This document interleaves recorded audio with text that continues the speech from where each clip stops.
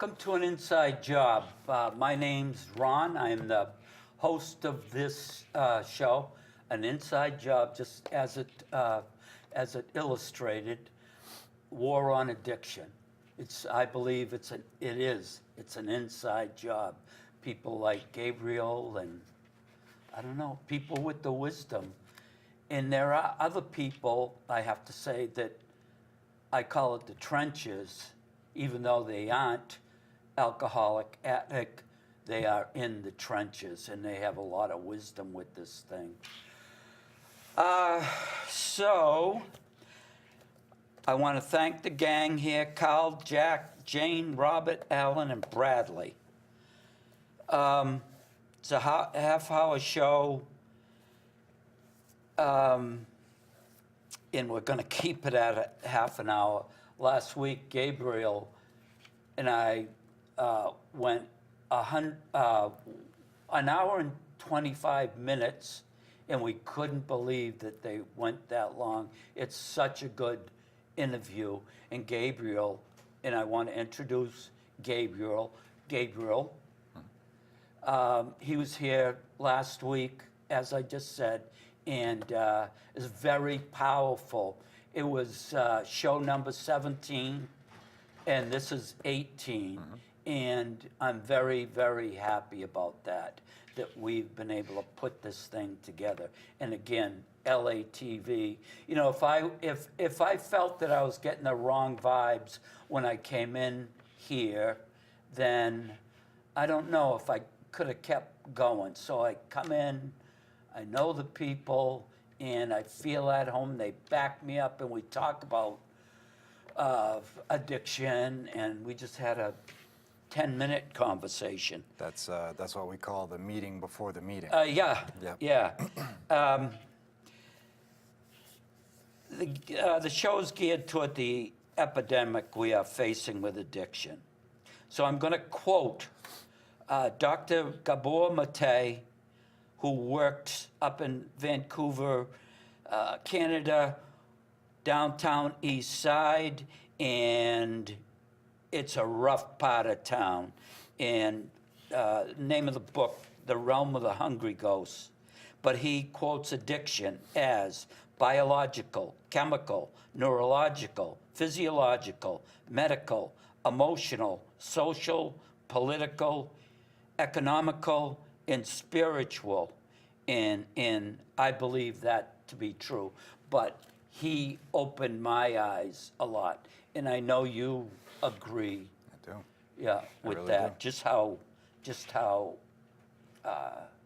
complicated, and there's just so many spokes of this thing. But anyway, I want to get going because they're going to give me the cue at a half hour. That's right. We want to keep it at a half hour so Jane will not beat me up, and I think she can. So. I would never do that.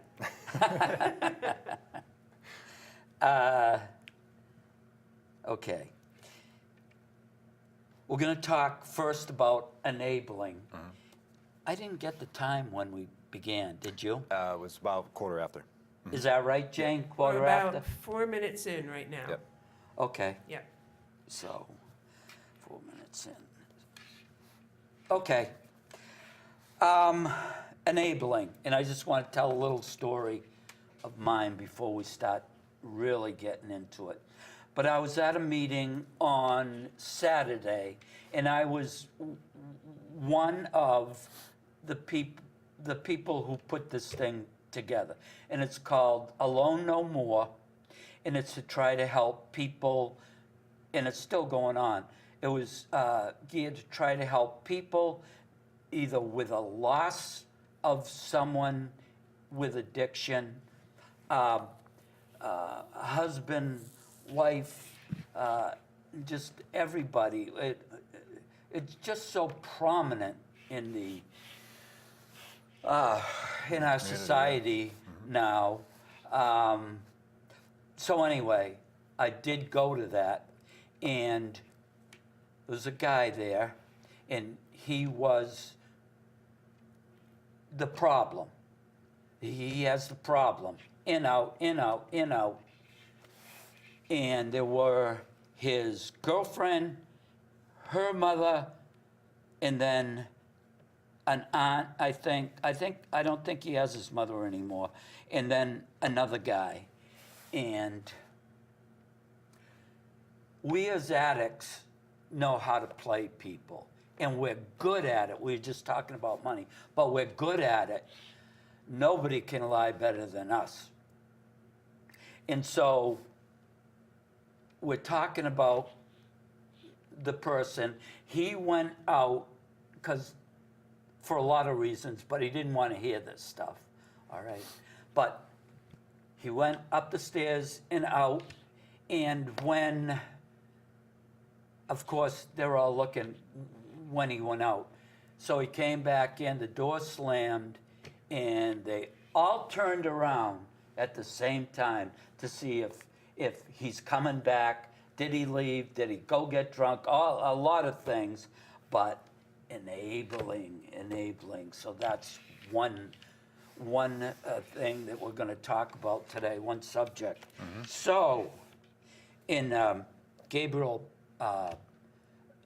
helped me out a lot today because miscommunication, whatever, the person didn't show up, and that's all right. How do we get into talking about enabling? Can we talk about you, possibly? Yes. Okay. So I can tell you my experience on how, because I've been intervened before too. Intervention? Yes. Yeah. Hey, just explain that. So an intervention is when a group of people, could be anyone in that support network. Yeah. You've got your extended family, your aunts, uncles, Yeah, cousins, right. Your work family. You could have your boss, Right. fellow employees, things Right. like that. People that care about you, mother, father, brother, sister. They come together and have a plan to. And that's run by somebody, right? Right. Yeah. You want to have a mediator in these a things. coach Yeah. or Exactly. whatever. Go Yep. ahead. So these people have a plan to let you know how they're affected by your substance abuse, how the behaviors that you've been doing to them in particular affects their lives, and how they want to love and care about you, but they don't know how anymore. And that's when the decision is laid upon you. Do you want the Right. treatment? Do you want help? Because we are here to help you get that. Right. And if you say no, then there's literally nothing else to do. Like we can't help you anymore the ways that we have. Whether that be monetarily, places to live, work, just providing you with ways in which to keep going the way you have. Right. So an intervention is to stop that right there. They give the person an alternative, hopefully. Yes. And hopefully they can stick with that, and hopefully he'll go in. So yeah, the alternative is in most cases a treatment facility, whether that be your detox if they're going to withdrawal from the drug that they're abusing, or rehab is in like long-term residential Right. treatment. I was intervened on, and this is you can't make this up, okay? I tell this at H&I commitments for the fellowship that I belong to. I tell this to support groups that I've gone and spoken to and wanted to share my knowledge with them also. Is like I was in Shirley minimum, all right? So MCI Shirley minimum. Yeah. And I had done, at this point, just about 18 months of this sentence, maybe a little bit more at this point, but I got finally to the minimum security and decided to pick up using again while inside. Yeah, inside, while yeah. inside the prison. So at this point, I figure that I'm at the minimum, nothing's gonna go wrong now. There's a treatment program, it's called the Correctional Recovery Academy, Right. that's at Shirley Minimum that I'm on the waiting list to start. So I figure that I have enough time to get in some use before I actually have to start doing some work. Right. Which has been my MO for years and years, right? I ran around that camp like a person that was trying to use for the last time. And that Okay. last time for any addict is like, as soon as the drugs are gone.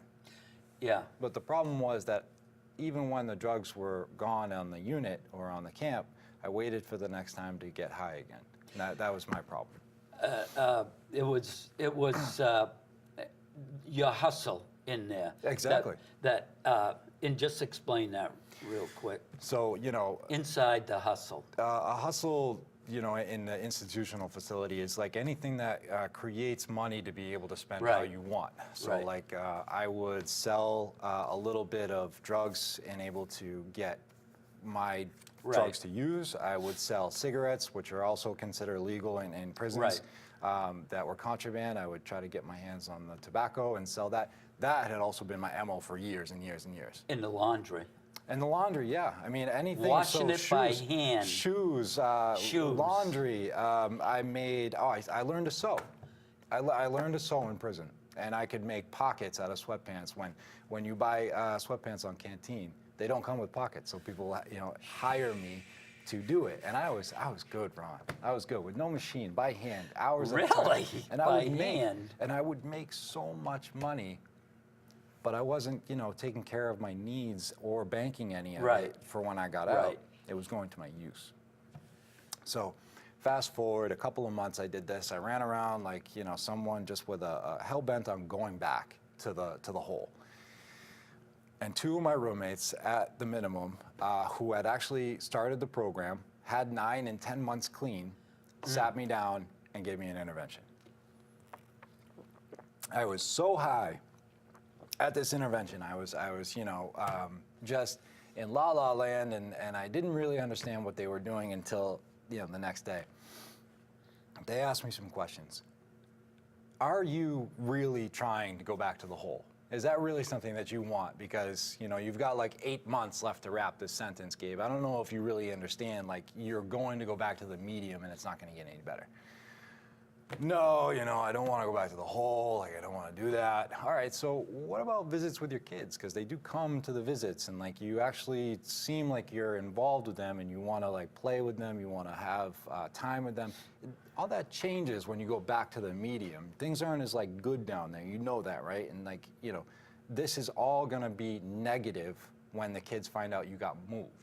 Right.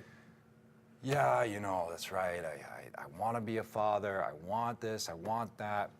Lip service, lip service, lip service. Yeah. Then they ask Was me it just saying what lip they service. want to hear? Absolutely. The one question, Ron, that I could not answer for years is, Gabe, have you ever been able to stop once you've started? And Yeah. That question is absolutely not. For years, Right. it was never my decision to stop. Right. So how can I truly think that I can do it in prison and then get out and not do it? Yeah. They asked me, they said, have you ever been able to get high while you're on the inside and then stay clean when you got out?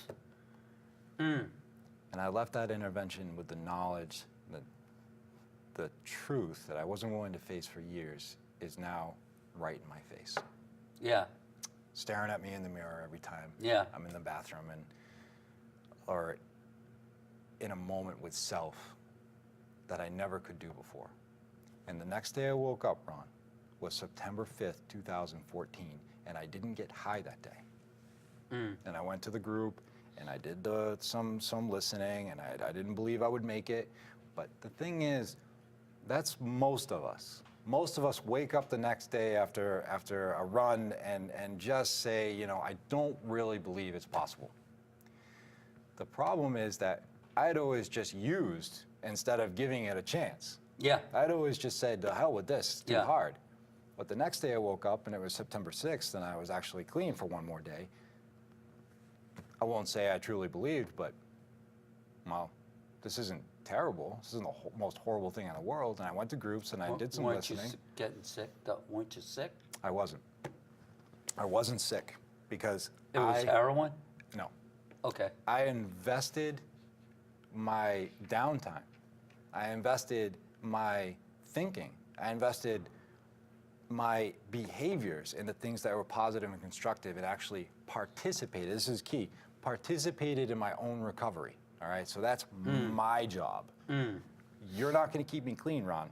No matter how much you want to help me and how much you want to support me and how much you want me to get to treatment and how much knowledge you have to share about the 12 steps. It ain't gonna be you, Ron, that keeps me Right. clean. Inside job really truly means that it comes from the inside, all right? So when I went to groups and I did the work, it was for me. And when I went to the mental health person at Shirley and I talked to them honestly and truthfully about who I am and who I've been, that started the process. And that was September of 2014. And to this day, I have not found the excuse to pick up again. I have not used a single substance since that day. And you've worked hard at it. It is work. No, not easy. It's But- not easy. But in this case, Ron, an intervention really did save me. Really did.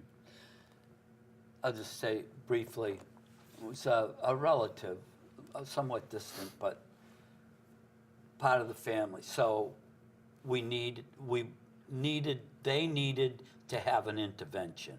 Likable kid too. And the grandmother, everybody was there. I think she was there. And my wife ran it because she's good at it. And we talked to it. He said, okay, I'll go. And he said, but can we just, and Susan said, don't let him go anywhere. Don't listen to No, anything. no. He had Coke at home. Can we just swing by there? She said no. Yep. And he put 8 years together. Let- And then, I got a call the other day because now, at my sober house, we're able to get referrals from treatment facilities, right? So I got a call from one treatment facility from a guy who wants to come to the house. He's released today, right? So I talked to him yesterday and I told him, so when can I expect you at the house on Tuesday? yeah, He told me that he had court on Wednesday. I don't know Yeah. if I can make it there on Tuesday. And I Right. said, well, I can bring you to court.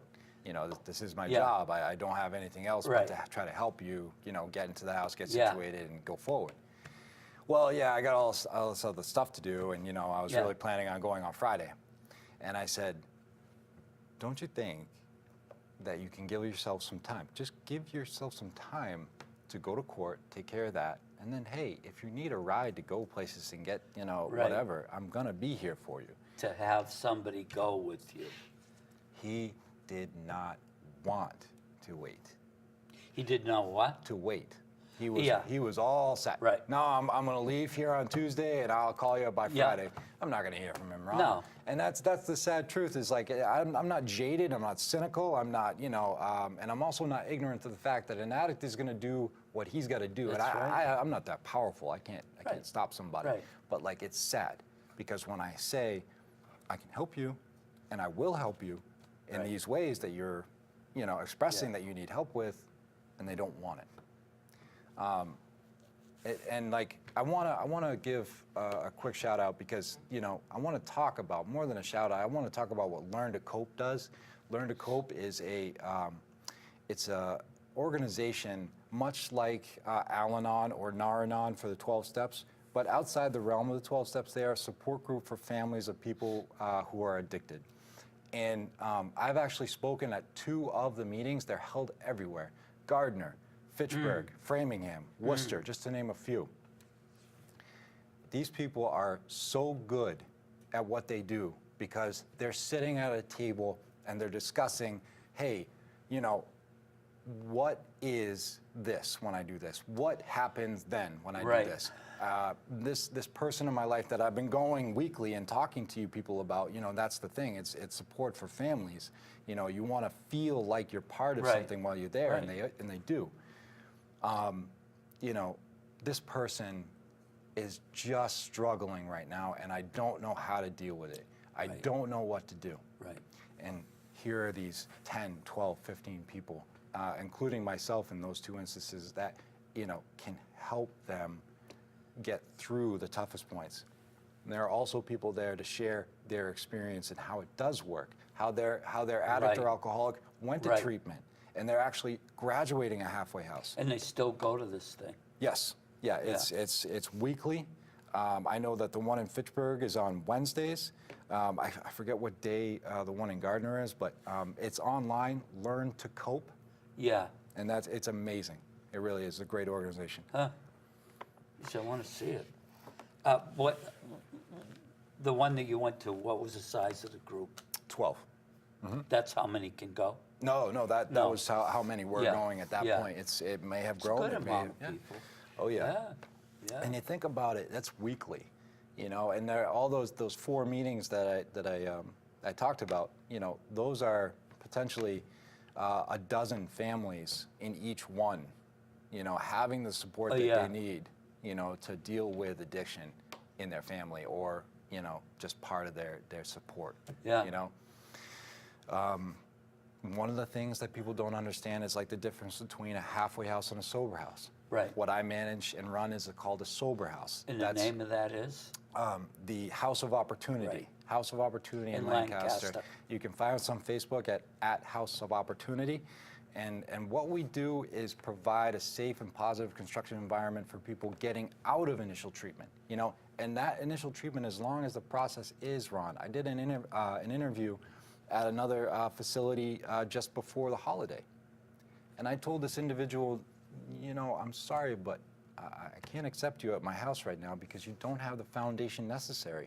I'm afraid that you coming to the house will actually hurt you more than it'll help you. And the other people in the house. Of course, yeah. I always have to, be concerned about what's right. the impact of a new person That's that right. just doesn't have the willingness to get Right. involved as, someone graduating in a halfway house does. Right. Now, halfway house are places like Crozier House, Jeremiah's Inn, Dismas House, the Bridge All in House, Worcester? Channing House. Yes. Well, Yeah. some of those are in Worcester. Pathways House is in Gardner.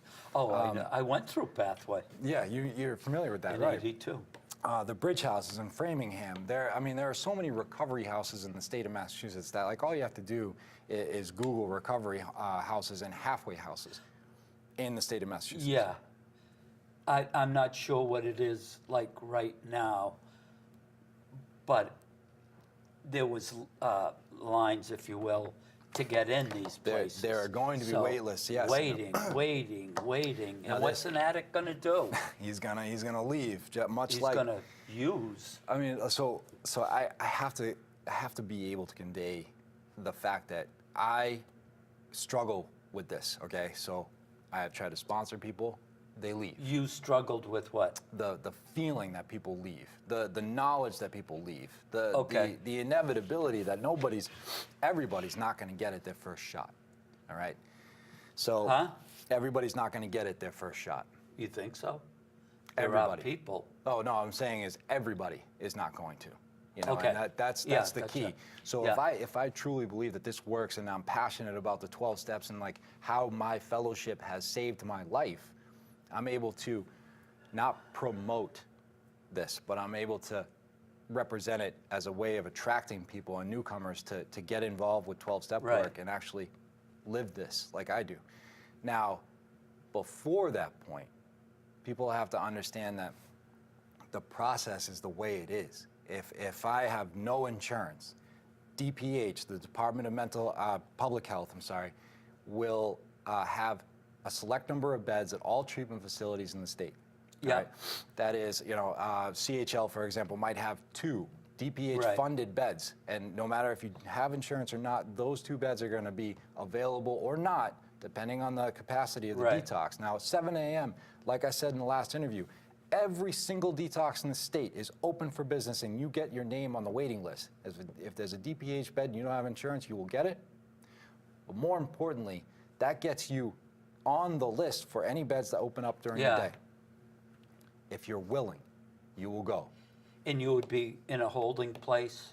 After Then- the initial detox, you have the Yeah. ability in most places to go to their stabilization services. At Spectrum, it's called CSS, and Okay. in CHL, it's called TSS. There are holding facilities like this at every major detox Right. and recovery. So you don't have to go out in the street Exactly. after the detox. The problem is that a person very near and dear to me, who has been struggling, told my mother that basically they're going to kick me out on the street on Tuesday, and I had to educate her, and I had to be like, Right. this is not the truth. But he was saying they're going to kick me out Thursday, but what really was the case? The case really was that they may not have a bed at their holding facility at that treatment facility, that particular one. But given the fact that other beds are opening up around the state and you are already done with your initial detox, they will get you a bed somewhere else. You will be able to go to a bed somewhere else. And he had the opportunity. I found him that Yeah. bed. Okay, it was at another one in Westboro. And I called him at CHL and I told him that, hey, I have a bed for you. I have a bed for you and you have the opportunity to go. Someone will pick you up and take you there. He did not want it. He did not want to stay. And he ended up leaving even before today. He left yesterday. 3 minutes. Do another show after a whole separate one. The public has to understand that even though it's not a correct system, even though we have a lot of problems, and even though the subsidies, God help us, are in jeopardy and you know, not as available as they once were, the system still works for those that are willing to work it. Just like the program, 12 Steps, is only, and I stress this, only for people that are willing to do the work. You can't give what we have away by osmosis. Nobody is going to be able just to acquire Right. the desire to stop using. But if they desire for themselves and are willing to be open to doing the work, then they are willing to raise their hand and say, I need help and I don't want to die. And that's what someone says after the initial detox when their insurance says you cannot stay at this place anymore. Yeah. You know, I would love to, we got 1.3 minutes at this point. I know. But we're gonna have more. We didn't even get to the first question on that person that's very close to you, what that has been doing to you, all right? What is that doing to your mother? What's that doing to your father? And, you know? So we gotta wrap this one up. And again, this man's good. The 12, So- the 12 steps are good and life is good. And thank you, Ron. And thank you, everyone here at Leominster Access. So that's a wrap.